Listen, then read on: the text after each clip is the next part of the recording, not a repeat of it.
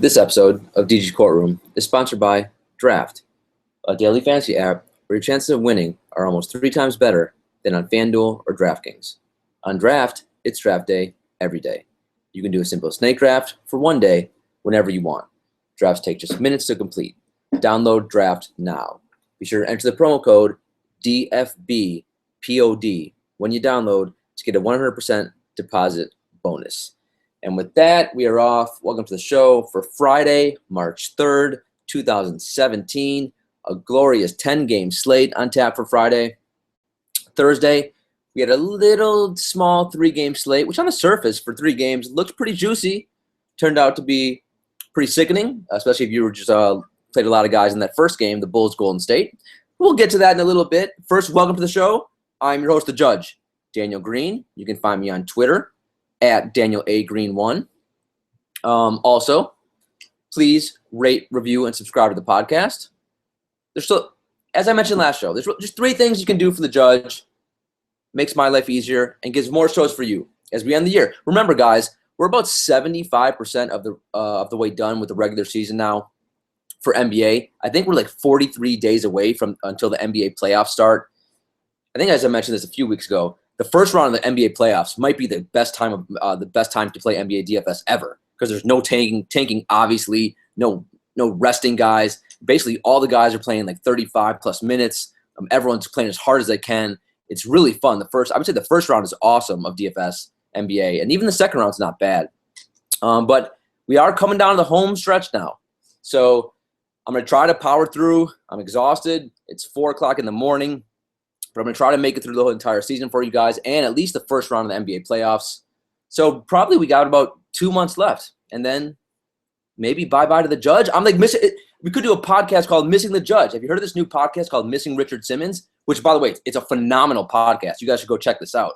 I think it's like the #1 podcast right now if you just go check on iTunes. But that story fascinates me. Like, where's Richard Simmons? Is he just locked? He's locked up in his house? Like his housekeeper just has him like a prisoner?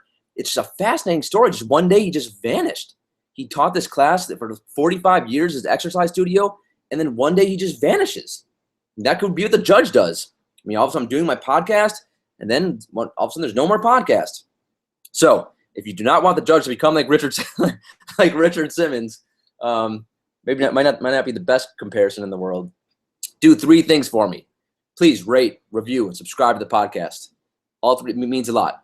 Also, when I tweet out the link to this show and also my super sneaky ninja show that I do about an hour or 2 before lineup lock that I just post via Twitter, just please retweet those so we can expand the listener base. Listener base continues to grow, which is a great thing. And also, please support the sponsor. That helps me out tremendously. And download this delicious, juicy, glorious app called Draft. And when you do, use the promo code DFBPOD. All you do those 3 things for the Judge, and then you are a dream lover, not a dream killer. If you do not do those 3 things, the Judge may call you a dream killer. And if you don't do any of those, you may be a soul crusher. So come on, be kind to the Judge. Love the Judge and the bailiff. Do it for the bailiff. You don't do it for me. Do it for the bailiff. He needs new toys. So I did a special episode that I posted on Thursday with a Utah Jazz beat writer, Andy Larson. I'm telling you, I looked at the numbers. A lot of you guys did listen, but it didn't get as many listens as we get for a normal DFS show.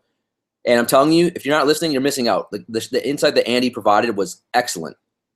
He talks, he takes us inside, talks about like shoot-arounds and all kinds of stuff that we just wouldn't know. And also regarding every Utah player, he shed some light on, including why they played at a slow pace. So all kinds of cool, little fascinating things that only a beat writer would know. So I do really think you should check out that podcast.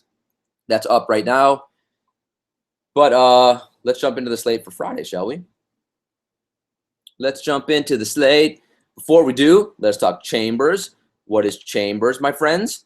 Chambers is just the greatest DFS tournament in the land that I run every day. We run 3 of them on FanDuel, 20 people each. We run 1 on DraftKings, which has 50 people. And then we also, our lovely sponsor, Draft, has one that's on the homepage. Every Wednesday, they release one that's 128 people. It's a 7-day bracket challenge to the death. I think right now for Friday, it's going to be the round of 32.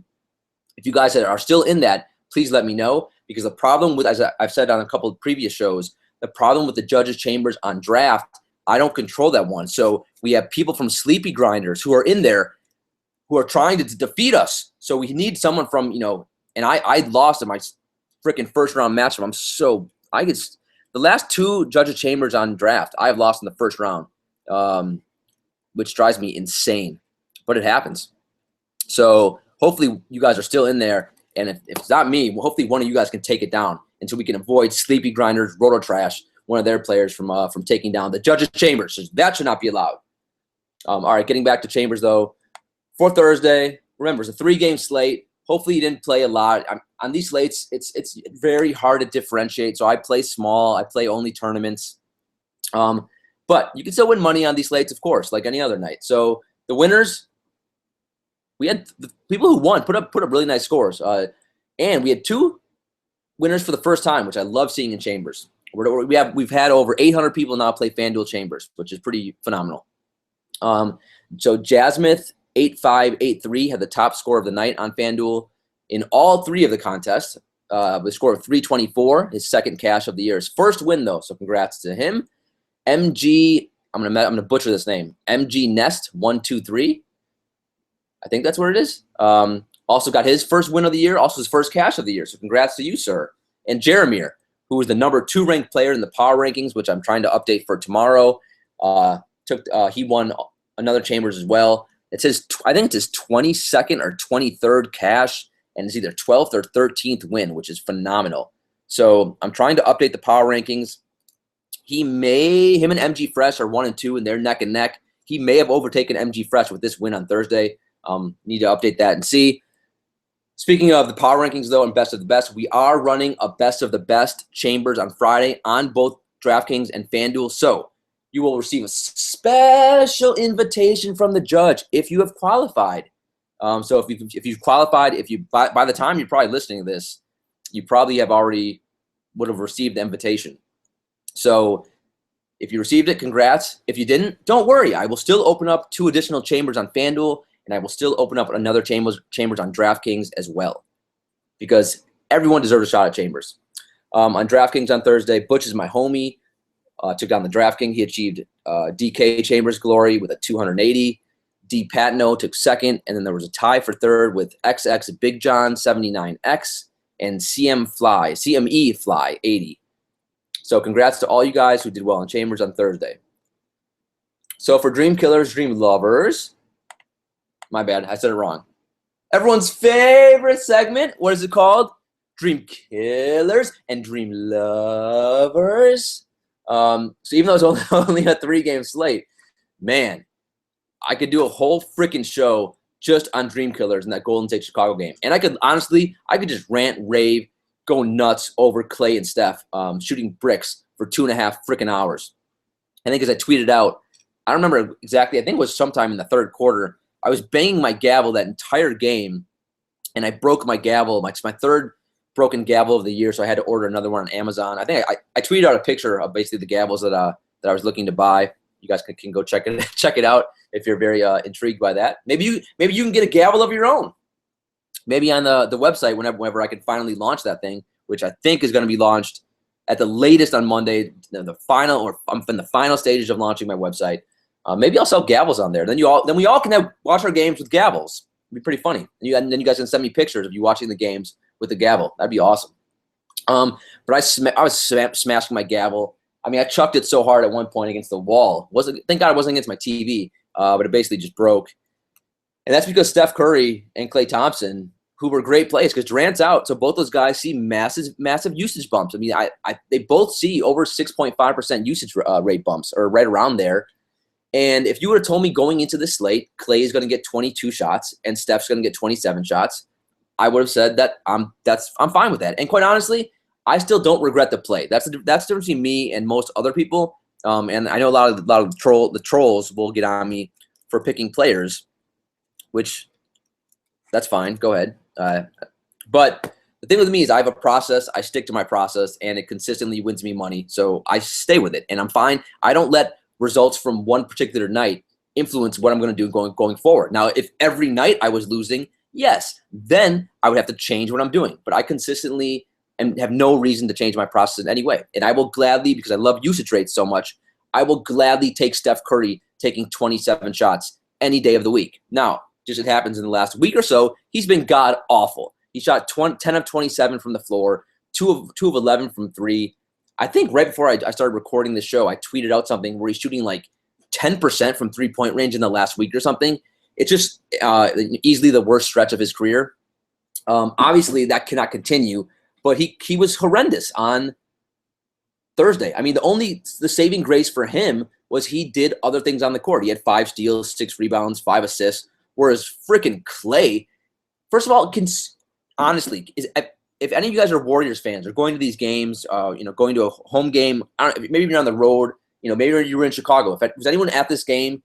Was Klay Thompson awake the whole time? Because I'm not sure. He played 37 minutes, but he's becoming like Andre Drummond to me. Not only is he costing me a lot of money, I'm not positive he's awake, because not only did he shoot 5 of 22 from the floor, which is disgusting, soul crusher for sure, because I had him as a core player. I had him in all my lineups. As I mentioned on my short 10-minute audio clip that I released about an hour before lineup lock, Steph Curry, they jacked up his price, especially on FanDuel. So, I mean, I thought Dame Lillard was a much better play going into Thursday night slate. But Clay, I thought he was still reasonably priced, and he just put up an absolute dud. So he was my soul crusher of the night for sure. 5 of 22, 1 of 11 from three-point range. And then twisting the mother effing knife. And the reason why I broke my gavel, because I'm seeing guys like McCaw all over the court. McCaw, who takes 5 shots. Zaza, who doesn't even play. Draymond. At least they're doing other things on the court. Clay's doing nothing. He stands there like a freaking moron. He had 1 rebound, 1 assist. That's it. I guess you had 2 fumbling turnovers, and that was it. It was just a disgusting, sickening performance. If you're missing shots, fine, but make yourself useful in some other ways. Just horrifying. Draymond Green was okay if you played him for Golden State. 12 points, 7 assists, 8 rebounds, 1 steal, 2 blocks. He was the best player out of those guys. And if you played McCaw, you probably were pretty satisfied with that. I mean, he only took 5 shots, but he was very active. He's 4 rebounds, 2 assists, 2 steals, 1 block, 11 actual points. And his dirt cheap price, if you played a guy like a Breen's, like I did in some lineups over McCaw, you were probably hitting yourself with a gavel or whatever tool you have at home. And by the way, so a couple of you have been kind enough to let me know what you guys throw, because I throw a gavel, obviously, because that's what I have. What do you throw? I mean, I hope it's not a remote control. That's dangerous. When I first started DFS, I was very naive. I was throwing my remote control, and then I broke that a few times. And then once you break a remote control, then you're screwed, because then it's like the 1970s, and you're like, do I have to go up? Can I even go up to the TV? Like, do I press like an up and down button? How do you change the channel? It was very, very confusing for me. I had to call my parents. I'm like, well, what do we do without a remote? So I hope you're not throwing a remote. So let the judge know what item do you throw when you are frustrated. Otherwise, dream killers, dream lovers for Chicago. Dream lover was Bobby Portis. If you played Mirotic over him again, which I did, Bobby Portis, I mean, the Bulls traded Taj Gibson allegedly to give Bobby Portis minutes. And then in the first 2 games after the All-Star break, what did they do? They played Mirotic all the minutes in the world. But the last 2 games, now they've given Bobby Portis all the minutes. He got 31 minutes, and he was tremendous. He was 6 of 12. The surprising thing to me about Bobby Portis, he has a really good-looking jump shot. Like, he can shoot threes. He was 2 of 4 from three-point range. So he had 17 actual points, 13 rebounds. And at his price, he was a dream lover. He was in almost every winning lineup that I saw on this slate. So if you played him, congrats. Jimmy Butler had a great bounce-back game, as I mentioned on my short video that I released yesterday. Don't let recency bias get in the way with him. He was an elite play. 22 points, 4 steals, 6 assists, 5 rebounds. He was great. Let's see. Wade was not that good. Didn't shoot well, 5 of 15. Probably the reason why Wade you probably still made money if you played him was because you played him instead of Clay. Wade was super low owned on this slate because everyone wanted to play Clay. And it made sense why you wanted to play Clay, because he was reasonably priced and he's basically has a 32% usage rate without Durant. and he was about $1,000 cheaper than D Wade. But Wade actually was not good, but he was still much better than the bricklayer, the Klay Thompson. Sleepy Clay. Mirotic had a dreadful first half. Actually played well in the second half, but the minutes weren't there. Only 16 minutes, only 5 actual points. Rondo, he was a good play going into this slate. The problem was he got into foul trouble super quick in the first half. So in the third quarter, he came in and was really good as well too. And then for whatever reason, Hoiberg benched Rondo and Mirotic down the stretch and went with other guys. He played Zipline down the stretch, and he played Bobby Portis, which you really can't argue the result because the Bulls ended up beating Golden State.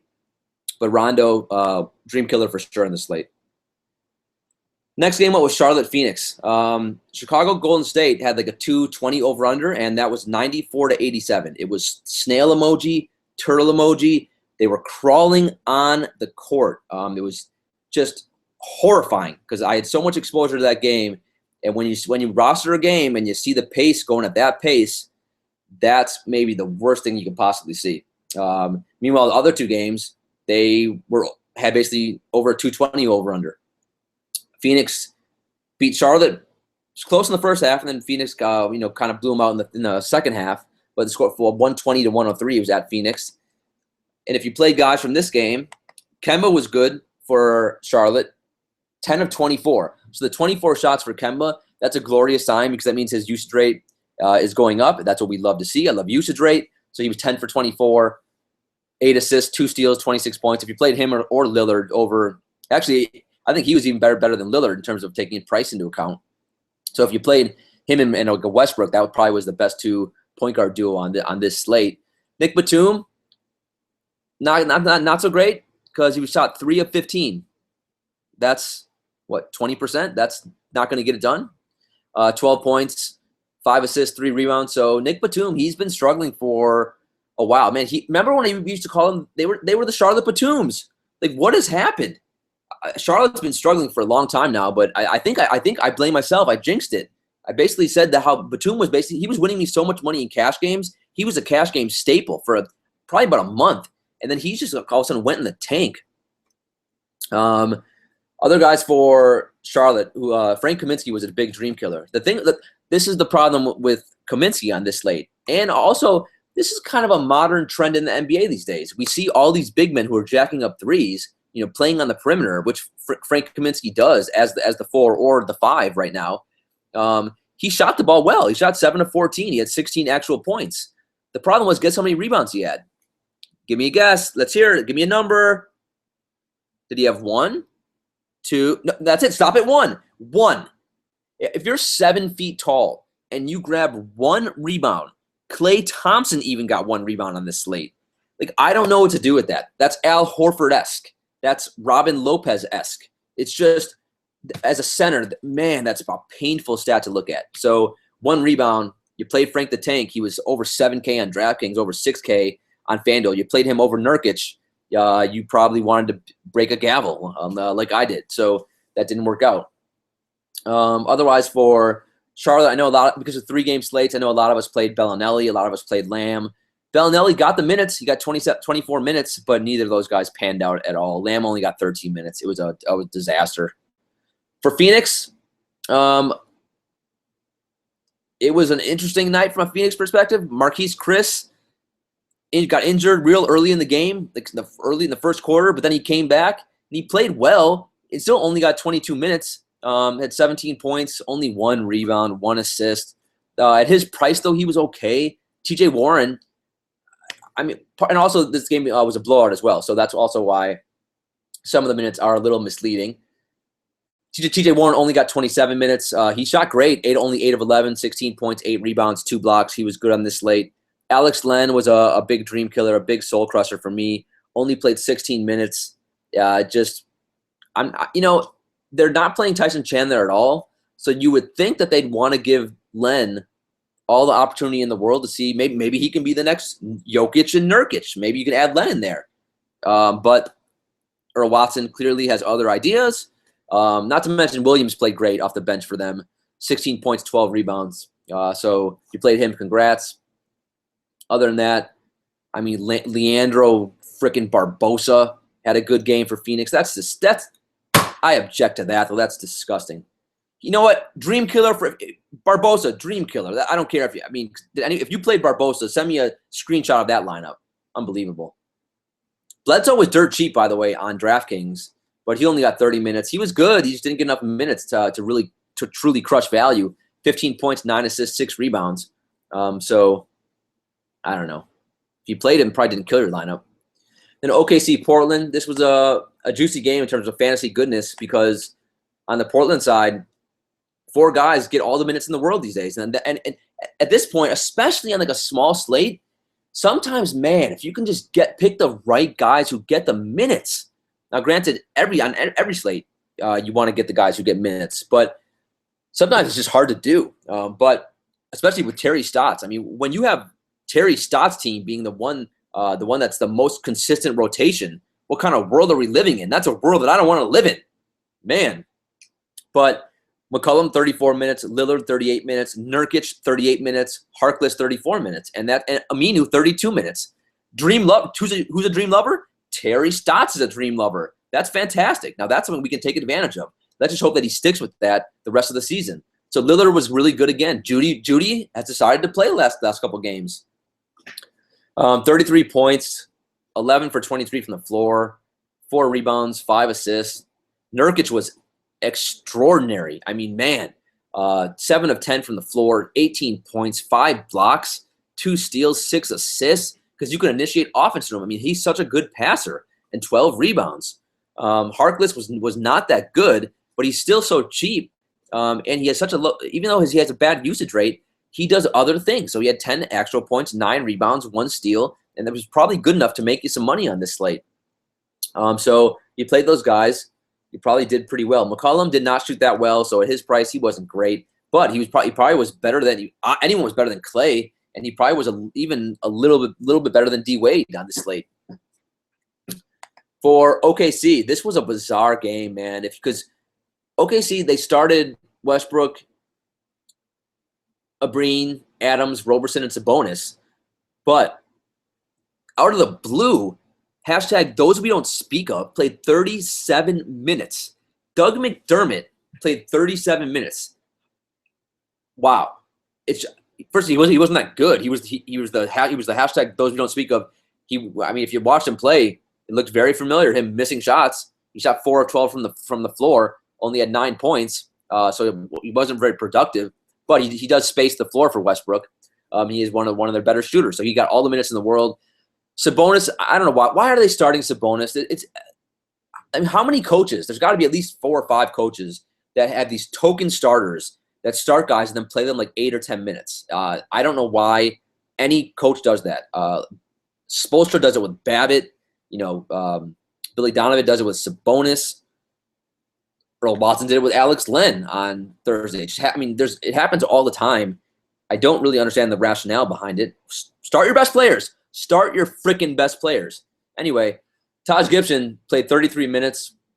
He was Taj Gibson, so he put 15 points, 6 rebounds, 2 assists, 2 steals, 2 blocks. The blocks and the steals were a little out of the blue, but you played him at his price, especially on like DraftKings where he was dirt cheap. You probably won some decent money. Westbrook was a dream lover. You had to have him on this slate. Quite honestly, he shot the ball horrifically. 12 of 36, took 36 shots. You know how many shots the rest of the starting lineup took? 11. Abrine only played 10. So Donovan played 2 of his starters, only 10 minutes. Abrine and Sabonis. I don't know why he started either of those 2, but he's just trolling all of us. And yes, I know I can already see the tweets. Abrine had 5 fouls. Whatever. So Abrine took 3 shots. Steven Adams only got 24 minutes because Enes Kanter was excellent again off the bench. 18 points, 10 rebounds in 28 minutes. This is like the 3rd or 4th straight game that Adams has played like less than 30 minutes and done almost nothing on the court.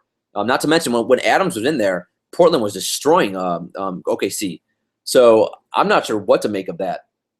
So if you played Steven Adams, you were probably pretty pissed, especially because he was a little more expensive than Nurkic. But Westbrook was phenomenal. 12 of 36. He had over a 50% usage rate, 45 actual points, 1 block, 1 steal, 4 assists, 8 rebounds. Now, if if Westbrook had that stat line on like Friday's slate, he would probably would have been a dream killer because I think he only had around 60 FanDuel points. And that's not going to be enough on a 10, 11 game slate. But was it enough on a 3-game slate? Yes, it was. Because of opportunity cost, you probably needed him in your lineup. All right, that's it for those 3 weird. It was a wacky night, man, those 3 games. So we have, what do we have? A 10-game slate on Friday. So where are we? Remember, the slate dictates what we do. We are in Tokyo. Konnichiwa, my friends. So why are we in Tokyo? Because Tokyo is the number 3 city in the world for single people because there are attractive people, options galore. If you're a single male or a single female, you can choose between millions and millions of beautiful people if you're looking for a relationship. And for this DFS slate, on this slate, 10 games, we have options galore on every position. There are beautiful picks to be had. You don't have to force anyone in your lineup on a 10-game slate. All right, so injury news, not a ton so far. Now, obviously, that will change before lineup lock, but as of now, it was 4:27 Eastern in the morning on early Friday morning or late Thursday night, however you want to look at it. Not a ton of injury news. Hernan Gomez is still going to be questionable, or actually looks like he's doubtful with a left ankle. The Knicks, I think they started Porzingis at the 5 last game. So, like, Lance Thomas was starting at the 4, Carmelo at the 3, and Zingis at the 5, and Kyle O'Quinn came off the bench, only got like 19 minutes. So I could see that happening again for the Knicks. Gerald Henderson is questionable. So, oh God, man, I can already see all the questions coming in about playing Stauskas. Oh, I want to bang my head with my gavel. I don't have a gavel, and now I don't have a gavel for Friday, so I don't know what the hell to do. It'd be very weird watching games without my gavel. I did FedEx it overnight. I need my gavel. Deion Waiters is questionable for Miami. Josh Richardson, maybe? He came to life last game. CJ Watson, questionable for Orlando. Beasley still out for Milwaukee. So I played Brogdon and Middleton 2 nights ago, and I won a lot of money. Could I see that again? Maybe on this slate. JJ Barea still out with a calf. Wesley Matthews still out with a hip. Rodney Hood is going to be out for Utah, which Andy Larson, the Utah Jazz beat writer, did not tell me yesterday. Andy, how dare you, Andy, not tell me that? And Oladipo is questionable again with back spasms. All right, let's take a little trip to Vegas, shall we? A little flight. Maybe let's go by train today to Vegas. Actually, we can't. We're in Tokyo, my bad. So Tokyo must have like gambling sites, right? Yeah, let's just stay in Tokyo and let's find a casino in Tokyo. There's got to be beautiful casinos in Tokyo, you would think. But I would probably need like an interpreter though. All right, so this is a weird slate because there's no game with a massive over-under. So to me, I kind of like that. In terms of games, though, that we want to avoid, there's one. For cash games, you can just exit off. You can spit on it. You can, throw whatever tool you want at it. It's Memphis-Dallas. 190 over-under. This may be just think of all the horrifying things in the world and then throw this game right in there with that. Whew, that is going to be painful to watch. If you're really mad at someone, let's say maybe you're in a fight with your spouse or your kids or whoever, you make them watch that game tomorrow. You say that's your punishment. 2.5 hours, Memphis, Dallas. Although I will say lately, Dallas has been somewhat fun to watch with Yogi, with Nerlens, with Seth Curry playing well. San Antonio, New Orleans, another game. Do I feel the need to go that route in cash games? Not really. A 207 over under, which is fine, but I don't know. Miami, Orlando. Actually, I still like the Orlando guys. Evan Fournier is still so dirt cheap. He's safe for all formats. In terms of the top over under of the night, you got the Knicks at Philly, 216. Oh, it's my bad. Well, that game's good. 216 over under. Boston Lakers, 220 over under. Boston's a 7.5 point favorite. The game is in Los Angeles, which is good. And as we saw last game, Luke Walton, he gave Russell and Randall lots of minutes. If those two guys get minutes, especially Russell against Isaiah Thomas defense, he could go nuts.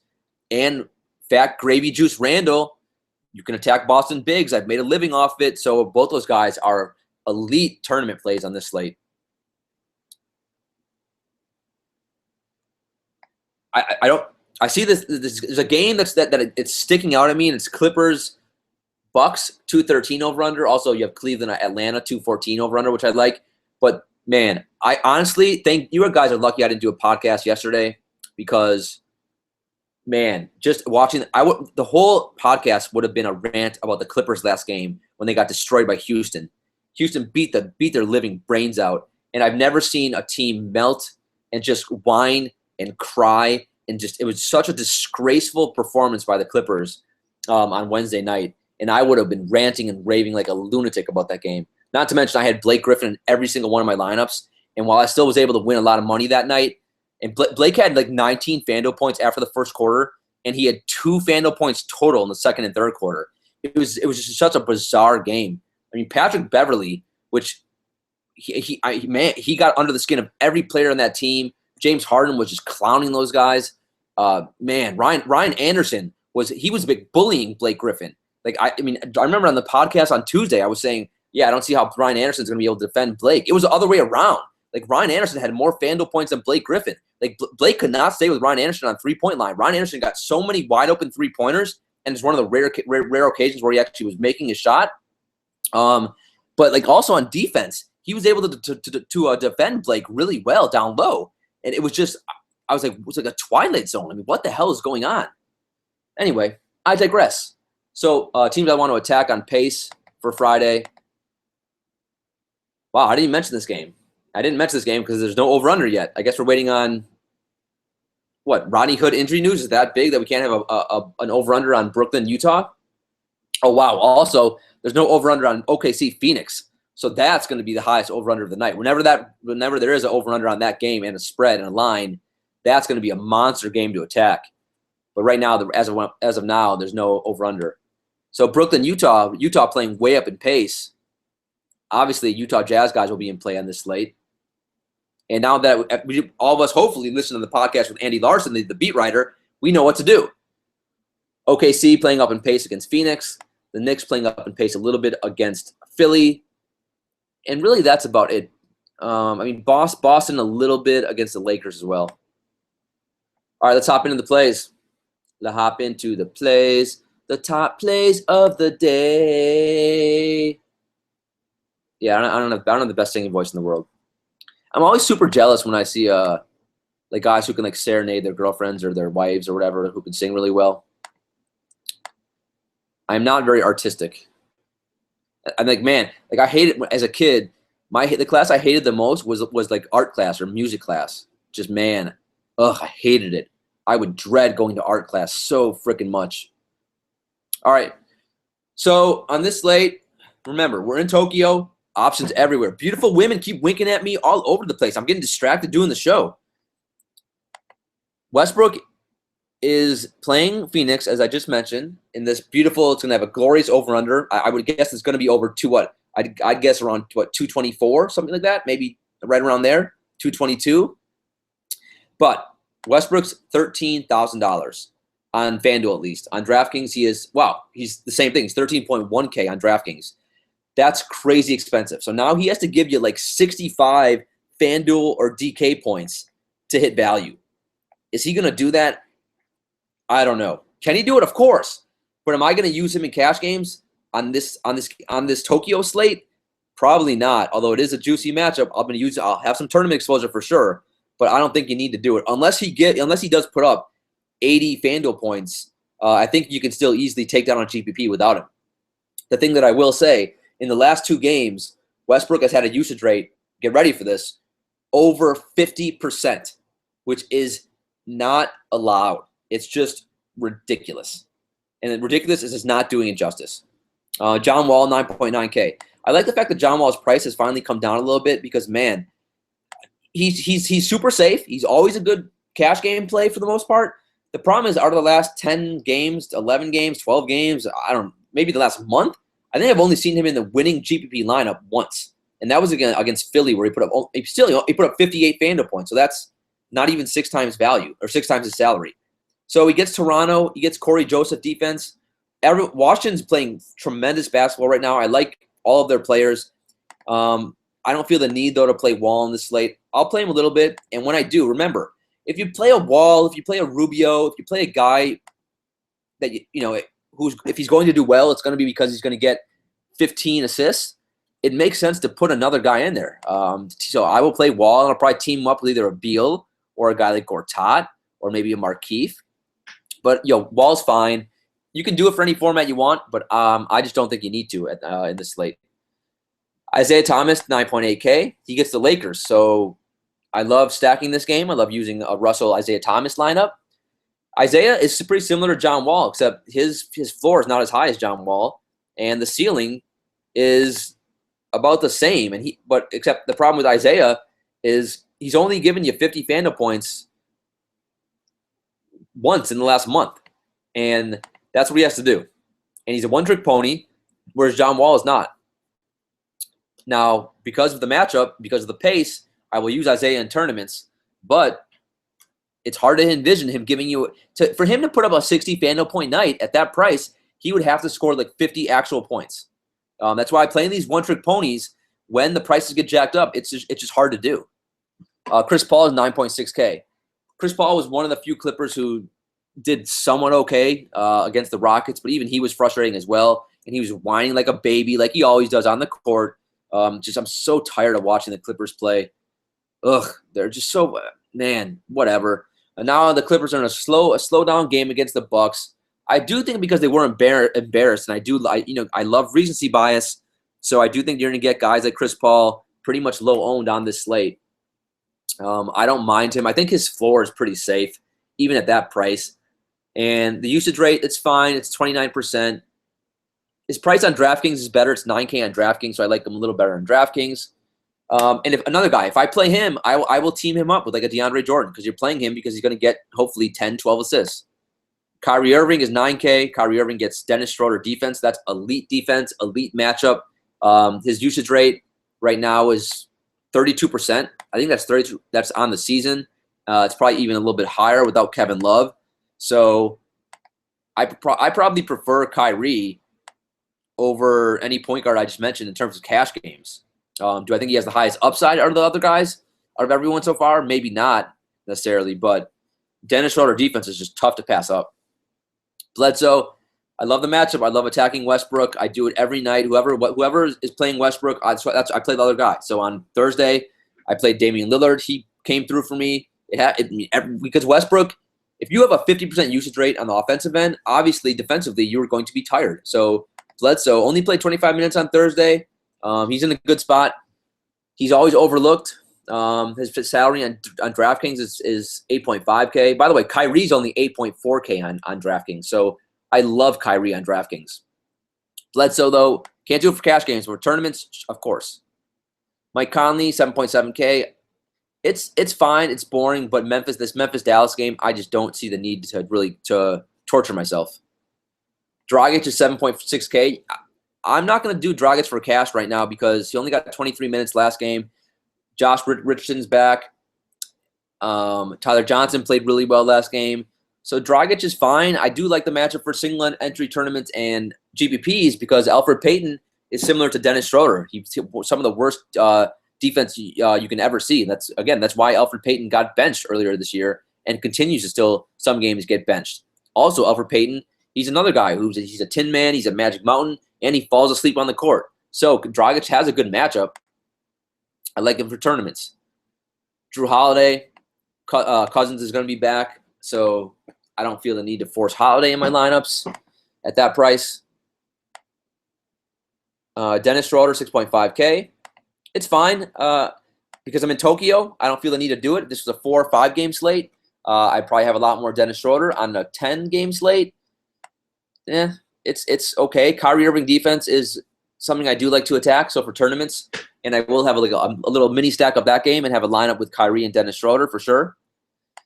If you want to go to prison, you can play Derrick Rose. I just saw an article in the New York Post, I think it was, where he's whining about playing the triangle. He's like, I guess I have no choice, right?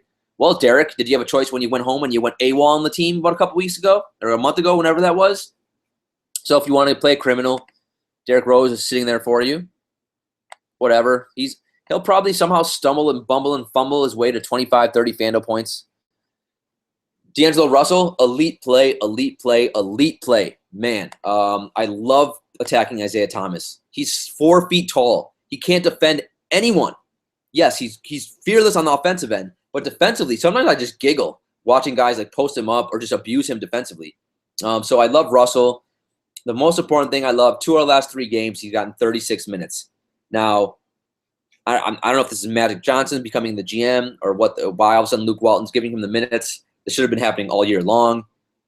If he's going to get 36 minutes at that price against Isaiah Thomas, and his usage rate is around 30%, sign me up. George Hill. So if you listen to the podcast with Andy Larson, he explained to us that George Hill is playing with this knot on the bottom portion of his foot, and it's really painful. And it's a lot of the reason why he's been struggling lately. Which you look at his numbers, you watch Utah play, and he has not been explosive. He started off the year tremendous, but now Utah does get Brooklyn. So I think a lot of the Utah guys, like a George Hill, pretty safe for cash games. I'm trying to think who else would be, guys like Joe Ingles, because Ronnie Hood's going to be out. He's probably safe for all formats. So I don't mind Hood on this slate. It's hard to be super excited given the fact that he has this big knot in his foot. And Utah should destroy Brooklyn as well. So, but if you want to do it, if you want to have at least, one mini stack of this Utah game, or one mini stack of using like 2-3 Utah guys, because Utah's playing so much up in pace, you can do it. Tyler Johnson, 5.8K. I mean, whatever.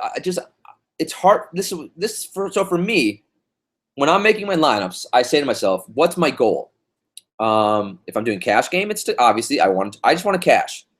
So Tyler Johnson to me would be okay for cash games, but on a 10-game slate, he probably would not be. But so when I'm building my tournament lineups, I say to myself, can I envision this guy hitting 6-7 times his salary and being in the winning GPP lineup? And the answer to Tyler Johnson is probably no. I can't really see him giving me 35 to 40 FanDuel points. I think 35 would be his max. So you can do it. He's in a good spot. And if you do need to save at point guard, I guess you can do worse. But it's just given, remember, I'm in Tokyo, so I don't feel the need to do it. Jeremy Lin, not against Utah, plus not enough minutes anyway. Yogi Ferrell, not against Memphis. Brogdon. So Brogdon's only 5.2K.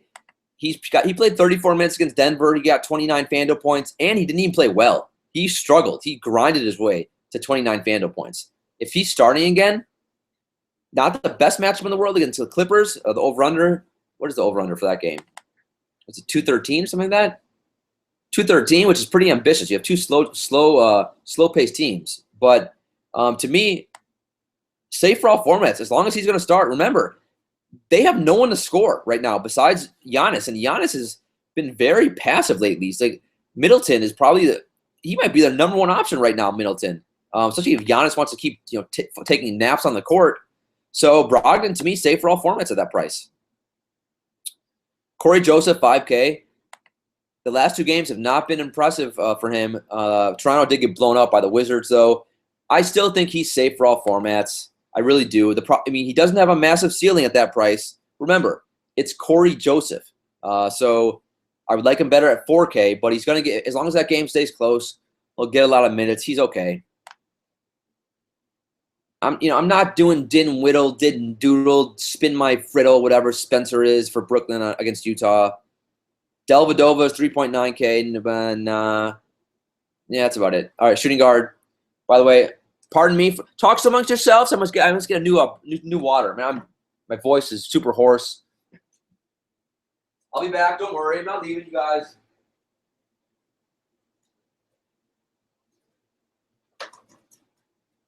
All right.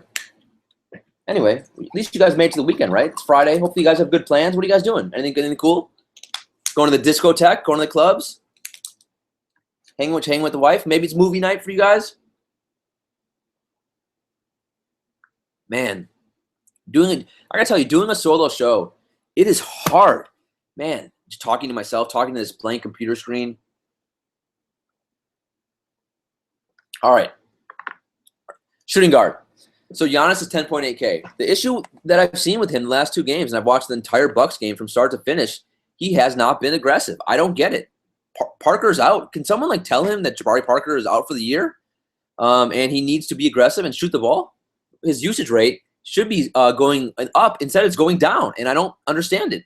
And he has not been playing well, and it has not looked aggressive. And the Bucks as a team have also looked disastrous. Against the Clippers, I would not touch it in cash games. I don't know. I mean, can he snap out of this? There's nothing wrong with him. I don't know if he just hit a wall or what the deal is. He's still very expensive. To me, it's almost too expensive. The price should come down. I don't know why it's not down. On DraftKings, it's better. It's 10K, but that's too expensive for me on a 10-game slate. If I have 10 lineups, I'd probably play him in maybe 2 in tournaments. DeMar DeRozan, 9.9K. Same issue I say with him all the time. The problem is now at 8K, he was great without Lowry. He does have a 40% usage rate without Kyle Lowry, so he's fine. But I mean, if you play guys like him and Isaiah on this slate, they need, because they're one-trick ponies, they need to give you like 40, 50 actual points. Can they do it? Yes, but it's not likely. Now, Bradley Beal in that same Toronto-Washington game, Bradley Beal 7.4K. Could Bradley Beal outscore DeRozan? Yes, and Beal's 2.5K cheaper. So give me Bradley Beal every day of the week. Devin Booker, 6.2K. I like this matchup for Devin Booker. So his price has come down because he hasn't been that great since the All-Star break, and that's because T.J. Warren has gotten more minutes. So Devin Booker's usage rate has went down. But the minutes have not went down, and that's the best sign. Also, Oladipo's out, so he's probably going to get some Alex Breen or Doug McDermott defense. So Booker's, he was over 7K for a long stretch. Now we're getting him at a very reasonable price, safe for all formats. Seth Curry, man, I want to play him, but in that Memphis-Dallas game, it's hard to play anyone. He's 6.2K. That's not cheap. I guess if there is one Dallas guy to play, I guess it would be Seth Curry. In tournaments, you can feel free to play a couple guys there because they're all going to – I mean, these guys are going to be super low owned in that game, and rightfully so. Evan Fournier, I mean, I locked and loaded him already in my cash games. He's 5.3K. His price is just not going up. And, yes, he has not been great, but 38 minutes, 34 minutes, 38, 34, 36 the last 5 games. He's basically a lock. His floor is like 20 FanDuel points right around there, and that's a nice floor to have at that price. And he does have a ceiling of like 35, 40 FanDuel points if he's making his stupid shot. So in Orlando, they need guys to score. So to me, safe for all formats. Marcus Smart, his price has dropped, rightfully so, because Avery Bradley's back.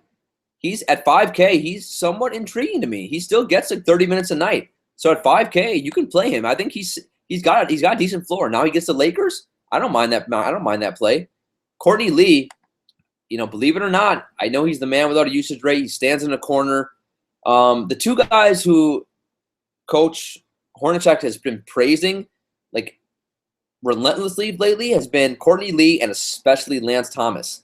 So those 2 busters are going to get lots of minutes because those 2 guys, are really the only 2 Knicks who attempt to play defense. So Courtney Lee at 5K, I don't love it because what's the ceiling? But if you want to do it, a week ago or 2 weeks ago, I would have said I'm going to come to your house, hit you with a gavel. 1, I don't have my gavel right now because I broke it. 2, I wouldn't hit you with the gavel anymore. I probably would just, say why or something like that. But if you do it, I get it. Other than that, JJ Redick's dirt cheap. I don't mind him if you want to throw him in a cash game. LeVert, maybe not against Utah, but he's dirt cheap. Nick Stauskas, I mean, I can already see the tweets coming in about him because Gerald Henderson's out. He's going to get, I don't know, close to 30 minutes, maybe more. So at his price, maybe. Small forward, LeBron. Everyone seems to like still sleep on LeBron, and he's just so good, and he's so safe. So I don't care I don't care what slate it is. To me, you can always use LeBron any format you want. Does he have the upside to truly help you take down a tournament? I don't know if he does. But he's going to play 40 minutes because it's madness. Kevin Love's out. He's got a great usage rate. He's the point guard of that team, so he's going to flirt with a triple-double. Now, normally I'd probably worry a little bit about Cephalosha defense. LeBron is matchup-proof, so that doesn't concern me. The price, though, it's not cheap, so the price worries me a little bit. So safe for all formats, but you don't have to do it on this slate. And I should note on DraftKings, he's 11.2K, so even more expensive on DraftKings. Now, Kawhi is 9K, so Kawhi is almost $2,000 cheaper than LeBron. And Kawhi on DraftKings is 8.8K. So you can save almost, what, $2,000 to play Kawhi. Could Kawhi have as many FanDuel or DraftKings points as LeBron? Yeah. Is it likely? Probably not. I'd probably put it, the odds 75% LeBron has, outscores Kawhi. But Kawhi, I think, is safe for all formats at that price. It's a very, very fair price for Kawhi, 9K. Carmelo, tournaments only for me. Porzingis is back. I don't want to play Carmelo. One trick pony. I don't want to roster him. I don't want to watch the Knicks. They disgust me. They sicken me. Man, on Wednesday I watched the whole Knicks Orlando game. That game was just petrifying as well. But if you want to do Melo, you can do it in a tournament. Gordon Hayward's 8K. I'll play a little Gordon against Brooklyn just because they are playing so much up in pace. But I don't know. I mean, Brooklyn somehow does tend to stay in these games, even though Coach Atkinson plays 12 guys. They each get 18 to 22 minutes a game, and it drives you absolutely up a wall. Hayward's okay. The thing about Utah, they got to win games because they're trying to get the 4 seed. Covington, 7.2K. I love Covington and Saric, and I will love them probably every day the rest of the season. Embiid's out for the year. Covington and Saric, they have nice, safe floors, and they also have really high ceilings. And that's what I love for cash games and tournaments. And playing the Knicks. Knicks don't play any defense. I'm not sure who Lance Thomas is going to guard. I could see Lance Thomas guarding Saric or Covington. But whatever. It's Lance Thomas. That does not concern me the more I think about it. No, it does not. Harrison Barnes, again, not against Memphis. Don't really want that. He'll probably still bumble and fumble his way to 25 FanDuel points. Jay Crowder, 6.1K. Avery Bradley's still not getting a ton of minutes. So Crowder's fine for cash games, I think. Against the Lakers, why not? Does he have a monster ceiling? No, he does not. So for tournaments, do I love it? No, I don't. TJ Warren. Now, that one do I love for tournaments? I do. Will he get Cephalosha defense? I'm not sure. I could see, not Cephalosha, Roberson. I mean, for OKC, I mean, they could put Roberson, honestly, they could put Roberson on Bledsoe part of the game. They could put him on Booker. They could put him on Warren. I'm not sure who Roberson's going to defend. But TJ Warren at 5.4K, he still has some upside. And since the All-Star break, all the minutes are there, so it seems to be a pretty safe floor, too. That's a very fair price for him. I don't mind that. Chris Middleton, 5.3K. He was really good. I watched the entire Bucks game last time out. He was their best player by far against Denver. 31 minutes, 21 points, 5 rebounds, 5 assists, 36 FanDuel points. He was great.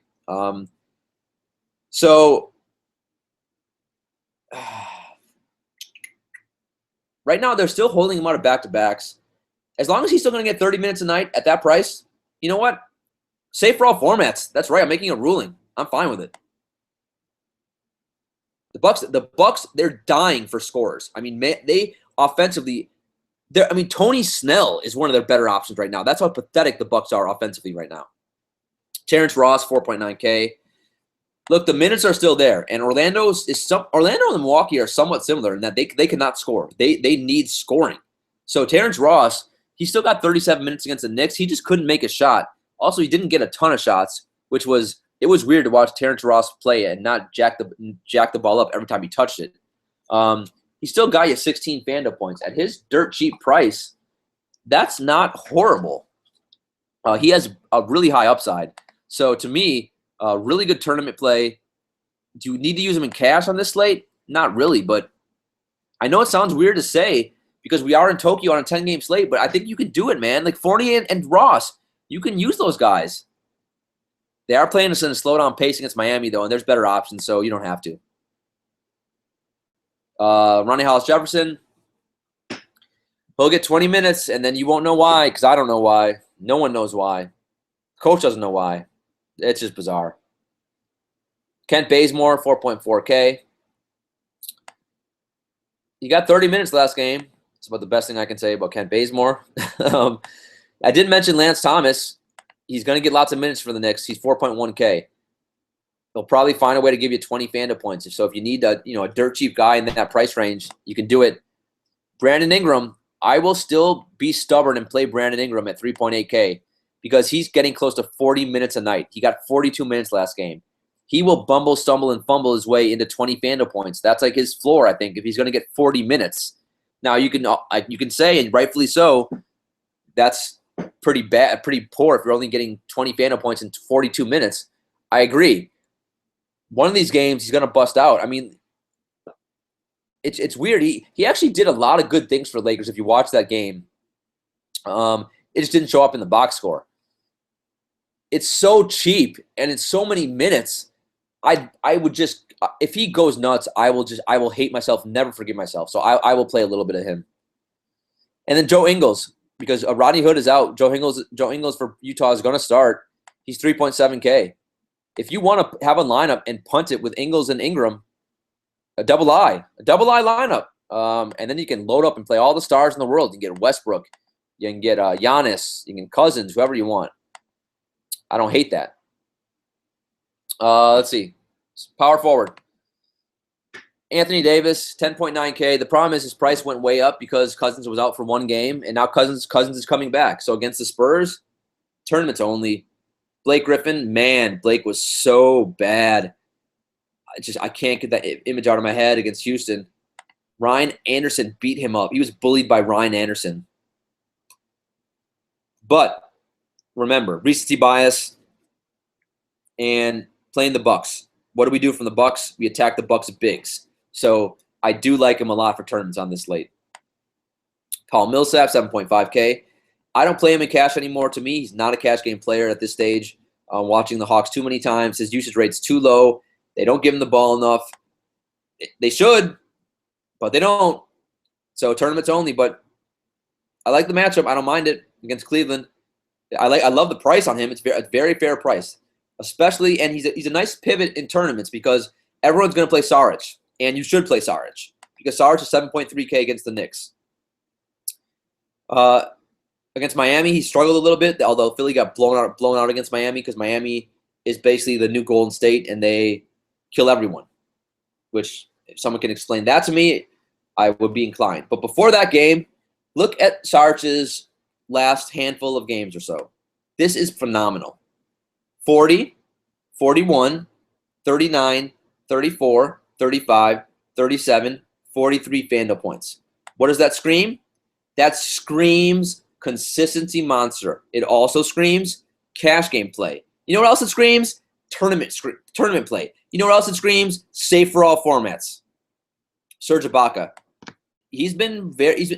I got to eat my own words because he's been pretty good.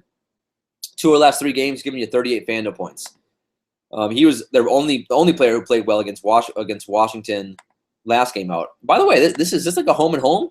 Because yeah, Toronto played Washington on Wednesday, and now they're playing Washington again, but this time it looks like at Washington, right? Where the other game must have been in Toronto.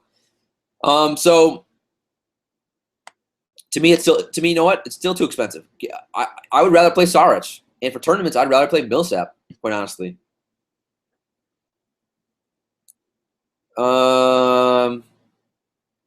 It's so weird. Sometimes I'll be like giving you guys my picks, and then in my head I'm like questioning it and doubting it, and so I'm reworking the Serge Ibaka one because Kyle Lowry's out. I'm thinking about the usage rate. I'm thinking about Markieff Morris if he gets ejected. I'm overruling myself. I don't mind Serge Ibaka. I still prefer Saric. I probably still prefer Millsap a little bit in tournaments, but I don't mind Ibaka. Markieff Morris, I don't know. I don't know what to do with Markieff Morris. His price tag, I never play him at that price because I don't think he has much upside. So I quite honestly, I would prefer Surge without Kyle Lowry to Markieff. Porzingis, I am stubborn, so I like playing guys with upside. So I will still play Porzingis. Porzingis was good against Orlando. He had 35 FanDuel points, and now at that price, that's better than 5 times the salary. So against Philly, good matchup because you attack Philly big men these days, especially Okafor. And if Porzingis is going to play the 5 and start at the 5, which I have a feeling he will, that means he gets Okafor defense. And that means he could be in for a monster day in terms of rebounding, blocks, easy buckets. You can take Okafor out on the perimeter. Okafor will have no chance against Porzingis. So it's actually a pretty sneaky play on this slate. Julius Randle, 6.3K. I love it for tournaments because I love attacking Boston bigs. I'm not sure if I'm ready to trust it in cash games yet. Enes Kanter has been tremendous ever since coming back from injury. He was excellent again on Thursday. Man, his minutes have been really good. It's like the high 20s. They need scoring. Another team, like the Bucks, like Orlando, they need scoring. Besides Westbrook, OKC has no one to score. So when Kanter comes in with that second unit, they feed him every time. So against Phoenix, man, really juicy matchup. It's tough to say safe for all formats with Enes Kanter on a 10-game slate living in Tokyo or just vacationing in Tokyo, because I guess I'm coming back to the States after this game. So probably single entry tournaments only, but elite matchup. Nerlens Noel is going to start for Dallas, but it's against Memphis, so probably not. Derek Favors intrigues me a little bit, although as Andy Larson explained to us, Favors, he's not a big part of that offense anymore because, with I can't believe Rudy Gobert. It's 5 a.m. I'm tired, guys. With the emergence of Rudy Gobert, they run so much. They used to run a bunch of pick and rolls with like Gordon Hayward and Derek Favors, or I guess this year it could have been George Hill and Derek Favors. But because Gobert is so much more efficient at running the pick and roll, they run them all with Gobert now, and they don't want to run them with Favors. Also, it's tough to have a Gobert and Favors, those two kind of 7-footers or two big men who can't shoot on the floor at the same time. So that's part of the reason why Favors is still banged up. So it's kind of why he's been off, hasn't had a great year. But at 5K against Brooklyn, this is a juicy spot. So it's not safe, but you can do it in like a tournament. Other than that, you got Richaun Holmes, you got Marquise Chris. I like those two guys for tournaments. And that's about it. All right, center. Cousins is 9.9K. Very fair price. So he's $1,000 cheaper than Anthony Davis coming off a suspension. He should be motivated. The Pelicans got to win games. Do I like it for cash games? Hell no. But since he's been on the Pelicans, he's been good. He has not been the problem. So I don't mind it for tournaments. Whiteside. Is Whiteside sick? I guess he was held out of practice with a stomach ailment. Oh, so Whiteside's questionable, it looks like? That sucks. If Whiteside plays against Orlando, elite matchup. And I can already tell you, even before we get to Vucevic, I'll just say it now. Over his career, Vucevic destroys Miami. He destroys Whiteside. And Whiteside's not a good on-ball defender anyway.